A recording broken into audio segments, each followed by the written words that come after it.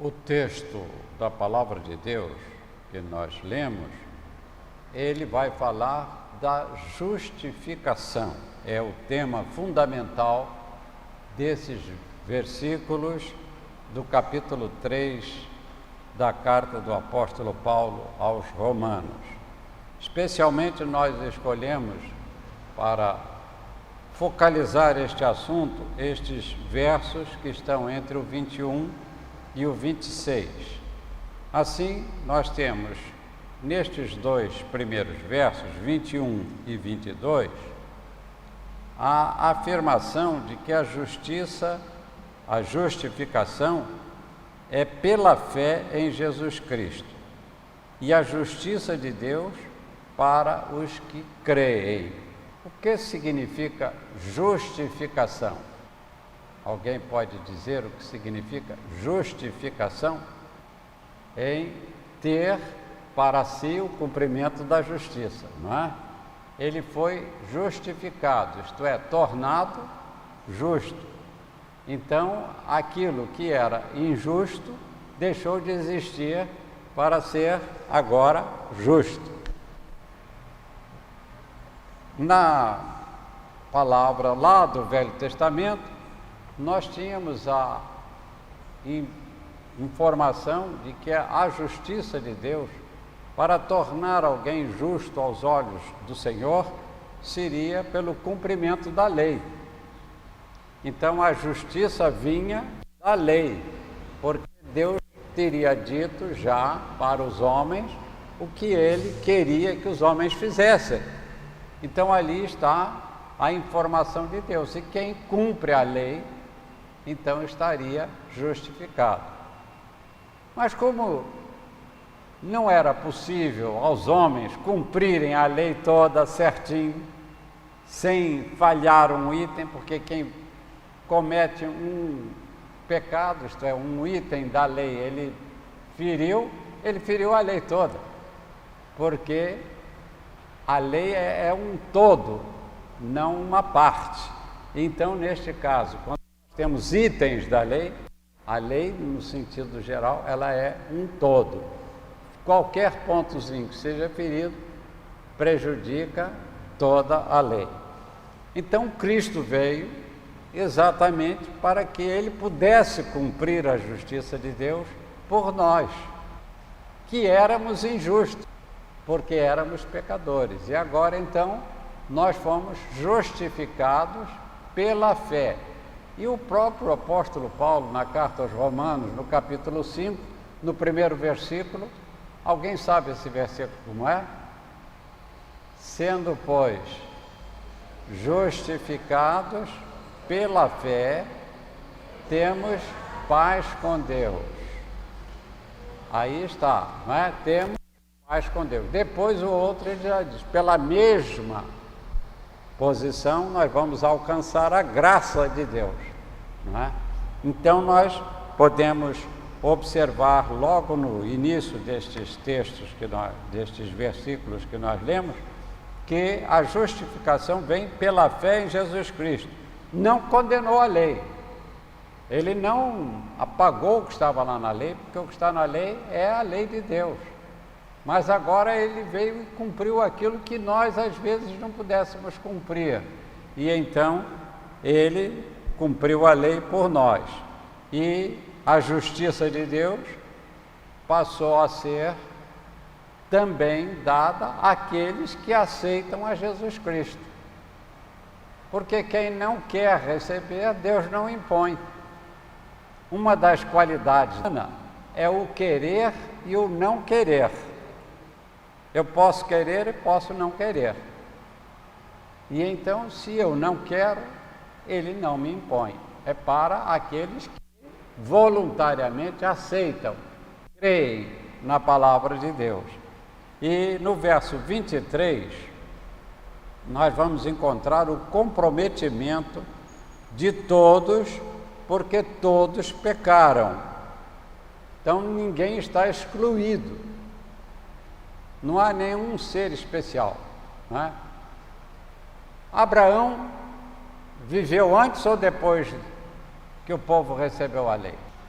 Abraão viveu antes da lei, mas a Bíblia diz que ele creu e por isto ele foi imputado como justiça.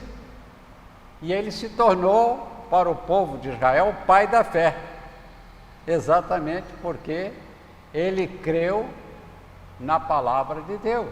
A lei Deus veio dar depois com Moisés, para que agora as coisas ficassem bem definidas, depois que eles saíram lá do Egito, que enfrentaram as dificuldades com Faraó, Deus preparou aquele povo, preparou aquele homem e depois preparou a Josué para realizar a sua obra, como Deus tem separado homens para a realização do seu programa. E Deus tem chamado e dado a eles essa responsabilidade. Mas a responsabilidade da pregação do Evangelho não é de uma pessoa só, é de todos os crentes, porque todos os moradores da terra precisam receber a palavra de Deus no seu coração. E então nós temos que ir e pregar o Evangelho a toda criatura. Esses pontos são fundamentais. Nós não podemos deixar de dizer isto nas nossas pregações. E nós não devemos deixar de dizer isto àqueles com quem nós falamos, naturalmente respeitando a posição de cada um. Nós não vamos brigar com uma pessoa, você não aceita, como já aconteceu, não é isso, por causa de religião, tanta briga, tanta dificuldade, tanta morte, não é? Deus não nos deu a capacidade de crer para sermos exclusivistas. Ele deu o livre-arbítrio, ele deu o direito de cada um de decidir a sua própria posição, e então nós temos o dever de mostrar o princípio da salvação. Pastor Abilino, eu creio que já contei essa experiência aqui, que o papai gostava muito de certas ilustrações assim práticas. E ele disse que se uma criança, uma menina, está lá com uma bruxinha feia, velha, suja, na mão, ela está brincando com aquela bruxa. Mas para chegar lá ô menina, essa bruxa está muito feia, isso não presta, e for puxar a bruxa da mão da garota, a garota vai chorar, vai ficar zangada, não é isso? Vai reagir, porque ela está brincando com aquela bruxa. Então o pastor Abilino dizia, a gente pega, bota uma bonequinha bonita ali perto, não precisa brigar. Daqui a um bocadinho, a própria criança vai ver a bonequinha bonita, a bonequinha boa, joga a bruxa para lá e vai pegar a boneca bonita. Assim é o crente. Ele deve pregar o Evangelho sem ofender os outros, porque os outros não creem como ele. Ele tem que anunciar a Cristo, porque nós sabemos que todos pecaram. Logo, se ele está pecando, às vezes ele está pecando porque as contingências da vida ainda não lhe deram o esclarecimento certo da palavra de Deus. Olha, o mundo olha para os crentes de maneira diferente do que olha para os outros. E a expectativa de um crente é de que sempre ele seja uma pessoa digna, uma pessoa boa. Vocês vejam, por exemplo, o que aconteceu esta semana passada com aquele rapaz, aquele menino, não é, adolescente, que matou o outro menino no automóvel e carregou lá, e que toda a sociedade ficou entristecida com aquele acontecimento, não é, da violência cometida. E o que é que a revista Veja está dizendo? O que é que os jornais, a televisão está dizendo? Ele era filho de evangélicos. Os outros, eles não disseram que era filho de espírita, nem de católico, nem de coisa nenhuma. Mas o evangélico, filho do evangélico, este ficou marcado. Por quê? Porque a expectativa é de que os filhos dos crentes sejam guiados de maneira diferente. E então causou espécie. Mas houve uma lição ali. É que aquele evangélico, pai daquele menino, o que é que ele fez? Ele foi à polícia e disse: vocês têm que castigar esse garoto, porque ele fez o que não devia ter feito. E então ele deu um testemunho de sua maneira de ser. Os outros foram lá para fazer isso? Não foram. Então nós temos que observar estas coisas, porque nós temos uma responsabilidade. Nós somos pecadores, mas temos uma responsabilidade diante dos homens, porque o crente precisa ter uma vida realmente digna do nome de crente em Jesus Cristo. No verso 24, nós temos a justificação pela graça. E lá na outra carta foi dito: pela graça sois salvos. A salvação não vem pelas obras para que ninguém se glorie. É dom de Deus. Então é pela graça. Notaram que no primeiro versículo que nós lemos, a justificação foi pela fé em Jesus Cristo. Agora a justificação é pela graça. É conflito? Não, porque a nossa fé é a fé na graça de Deus, que se executa através do sacrifício de Cristo. Então, nós somos salvos pela graça, fomos justificados pela fé. E quem é que nos convence do pecado, da justiça e do juízo? A Bíblia diz quem é. É o Espírito Santo de Deus. A missão, uma das missões do Espírito Santo é convencer o homem do pecado, da justiça, não é isso? E então nós somos regenerados pela ação do Espírito Santo e temos aquilo que Jesus chamou de novo nascimento. Somos uma nova criatura. Daí a nossa responsabilidade diante dos homens e diante de Deus também. Nos versos 25 e 26, nós vamos encontrar ali do apóstolo fazendo uma demonstração da justiça de Deus.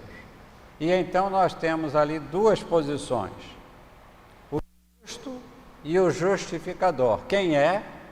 Naquela palavra é Deus, mas que veio ser entre nós o Senhor Jesus Cristo, porque Jesus é Deus conosco. E então, ali nós temos esta posição: o Senhor Jesus, o nosso Deus, é justo. E ao mesmo tempo, Ele é que tem a capacidade de julgar, de justificar. Quando se justifica, não se deixou de... A culpa existiu, a falta de erro existiu. Se alguém está lá no trabalho e ele fica doente, não pode ir ao trabalho em determinado dia, ele vai sofrer o resultado da sua falta. Ele faltou, mas ele vem e depois pede para ver o atestado médico que ele estava doente, por isso não pôde sair de casa para vir ao trabalho. Então ele foi justificado da sua falta. Ele não vai ser descontado, ele não vai receber a pena. Ele tirou a falta ficou lá. Então nós vamos verificar que Paulo vai mostrar exatamente em relação à vida espiritual este acontecimento, este fato. Porque os pecados dantes cometidos, eles ficaram agora justificados. Então nós não vamos mais ser condenados por eles, porque fomos perdoados. E o perdão de Deus é um perdão, num certo sentido, diferente do perdão humano. Porque nós perdoamos, mas dificilmente esquecemos. E Deus diz: eu me esquecerei dos teus pecados. Então aí, o esquecer, quer dizer, apagou aquela falha, não é? Não, ele não vai ficar mais botando na cara da gente, não vai chamar a atenção da gente mais por aquele fato, porque já está perdoado. Então, isso. Mas nós perdoamos, sim. Mas um dia aquele camarada me fez um negócio que ficou no meu coração lá, né? E até hoje eu ainda sinto uma mordidazinha por aquilo. Então essa é a nossa maneira de ser como humanos. Mas Deus é diferente neste aspecto, porque Ele pode se esquecer, Ele tem o poder de se lembrar e tem o poder de se esquecer, porque Ele pode todas as coisas. Nós temos aí também que, assim como Deus, através de Jesus Cristo, é justo e é justificador, quem é o justificado? Porque se há um justificador, há um que foi justificado. Quem é o justificado? Somos nós, sou eu, são os irmãos, cada um que creram em Jesus Cristo como Salvador. Estes são os justificados. O crente em Cristo é que é o justificado. E que agora ele tem fé em Jesus, ele reconhece que Jesus é o Filho de Deus que veio ao mundo para cumprir por nós toda a justiça de Deus, e porque ele se fez pecado por nós. Então nós receberemos a vida eterna como dom de Deus. Eu creio que esta mensagem é uma mensagem muito clara, é uma mensagem que está expressa no Novo Testamento, de maneira que nem a lei, nem os profetas estão condenando, mas elas estão dando testemunho, porque Jesus disse que as Escrituras que estavam lá no Velho Testamento testificam dele, Jesus, testificam de mim, disse o Senhor. Então, nós estamos sentindo a sua presença na nossa vida, porque se somos crentes, nós estamos justificados, estamos salvos e podemos ter esta certeza absoluta. Quantas pessoas estão aqui neste salão e têm a certeza absoluta de que já está salvo? Levante a mão. Vou levantar a minha porque eu tenho essa certeza. Então nós temos certeza. Por que podemos ter a certeza? Porque nós cremos na palavra de Deus. Então, se nós cremos, nós temos fé.